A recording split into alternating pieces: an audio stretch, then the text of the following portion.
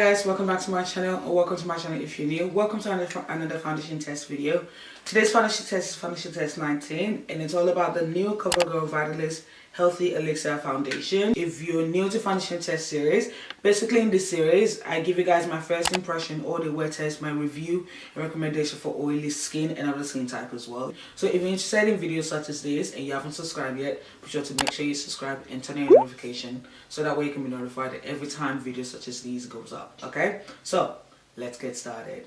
Alright, so I actually bought this foundation on Amazon for those interested, and one thing that I found quite funny was the fact that, like, yesterday I received the package and I was like, I don't remember buying something this big, you know what I'm saying? And then I opened it and I found this. I'm like, Amazon seller or Amazon, whoever sent it, was this big enough for you? I don't know. I just thought that was really funny. Alright, so I will put the price on the screen for your reference. The COVERGIRL VITALIST Healthy Elixir Foundation comes in a 30ml bottle. It says it includes SPF of 20. When I actually saw this, it reminded me of the E.L.F. Flawless Foundation. And that's because the Flawless Foundation was also created to protect against sun exposure. This one is also created to do the same thing. There are two main claims to this foundation, okay? The claim for it to give you a lightweight finish, as well as for it to give you a full coverage finish. On their website, they say build as desired. So, yeah. This foundation comes in 14 shades. Soft Sable is the darkest shade. I grabbed the shade TAWNY, which we're going to find out later if it is the right option, if it was the best decision.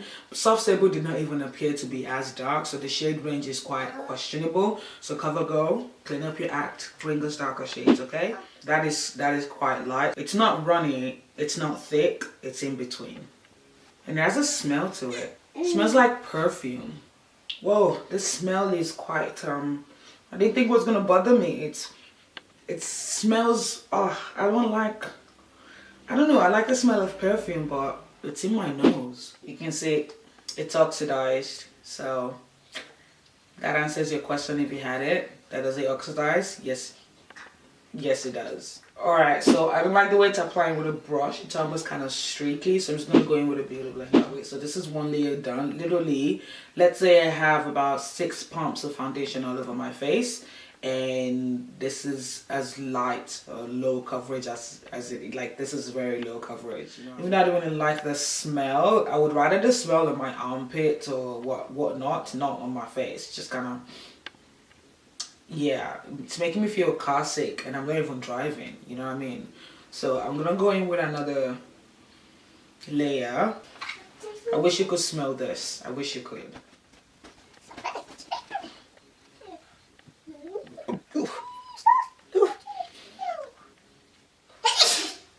Bless you. I know, it stinks, doesn't it? Yeah? So, that actually looks better. There's more without more coverage, it looks better. So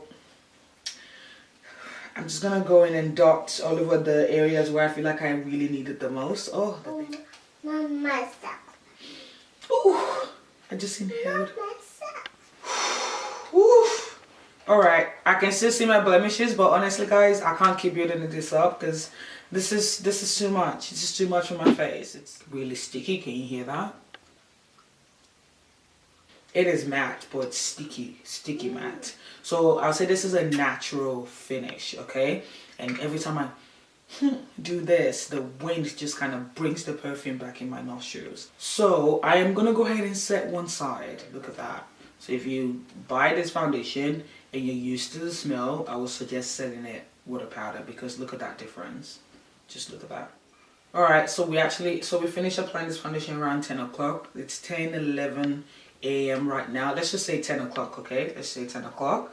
It's a bit better and easier that way. I'm just gonna go and bronze up my face, okay? And I'll be right back. Alright, it doesn't really look so bad. I mean, it took to product really well, but I noticed that the side that's set with a powder took to product better than the side that's not set with a powder. You know what I mean? Like, the side that sets with a powder, just, it went on beautifully, smoothly, but this side kind of went a little bit tacky. I don't know if you can see the difference. Yeah. So I will see you guys throughout the day or at the end of the day, and I'm going to try to wear this foundation for about 8 hours, or I might come back when I feel like there's something to update you guys about as usual. Okay, see you soon. Hi guys, welcome back So the time right now is 6:06. I hope you can see that. Yeah, it's 6:06. So that means I've had this foundation on my face for 8 hours, and literally having it for this long was a battle because the smell has been giving me a headache and it's been making my eyes water. I'm not being over dramatic or anything. Like, it doesn't really smell as bad as it did when I was applying it, but I'm still reminded of the smell, you know? And yeah, I don't like the smell. So let's just put this smell aside for a second, okay? Let me just give you guys my thoughts, alright? As you can see, this is what my face looks like. As you can see, like, I have a sheen, but it's not a sheen. The sheen is good. Like, the makeup is still the same as it was when I applied it, when I initially applied it, except for the tiny little bit of a sheen that I have right here. It doesn't really look bad in flash photography, okay? This is the picture with the softbox. This is it without the softbox. It kind of looks a little bit grainy, but it looks better than other flashes that I've done in the recent past, okay? And it looks good in pictures as well with all my setup, like with the softboxes and with no flash. It looks really good in pictures without flash as well. So let me give you guys my thought real quick, okay? This foundation is a beautiful coverage. It's not straight off the bat full coverage, as they said. It is beautiful, as they did recommend for it to be beautiful. And as you guys know, we're sitting on the light to medium coverage, okay? Because my blemishes are still quite present, and this is the same as it is earlier. By the way, ignore that. I had to take off my lipstick because I'm literally ready to take off this foundation. Literally, this foundation is very, very lightweight, and also it adds this natural skin-like finish to it. It doesn't apply well with a brush, and I kind of understand that because I just checked on the website, and on the website they mainly recommend you applying the foundation with your fingers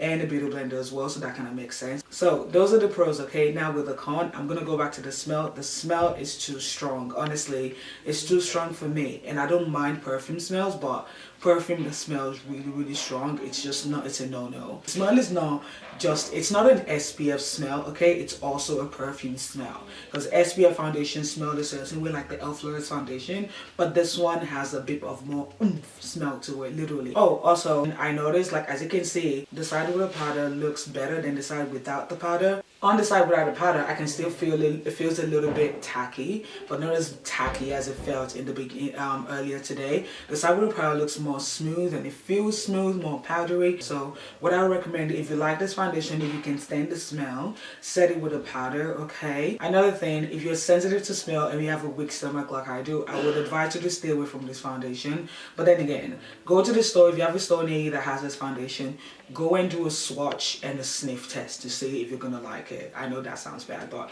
you know what I'm saying. What else? This is not gonna do anything for your pores, literally, but my skin looks good, and the oxidization can be a con as well, but it can also still kind of be a pro, because if you remember, I'm gonna overlay a clip right now. If you remember this morning, it looked quite yellow, but now it looks much better, almost kind of like my skin color actually. Yeah. All right, so this foundation is definitely good for oily skin, because like, as you can see, like it does minimize the appearance of oily shine as they say that it would, okay? So I would recommend this foundation for oily skin, normal skin, dry skin as well, because it kind of feels hydrating. Even though it kind of goes to a matte finish, that tackiness kind of has this hydrating effect to it as well. So I would recommend this for all skin type, honestly, but mainly my oily skin girls, definitely I would recommend this, because if I can go 8 hours and still have my foundation looking like this, it should be good, okay? So what would I rate this foundation? If I have to factor in the smell, it would get a 3, but without the smell, it will get a 4. Yeah, so that's all I have for you guys today. I hope you guys enjoyed this video. If you did, please give it a thumbs up. Let me know in the comments down below if you have any foundation you'd like me to put to the test. And as always, whatever you do, to love yourself. And I'll see you guys in my next video. Bye-bye.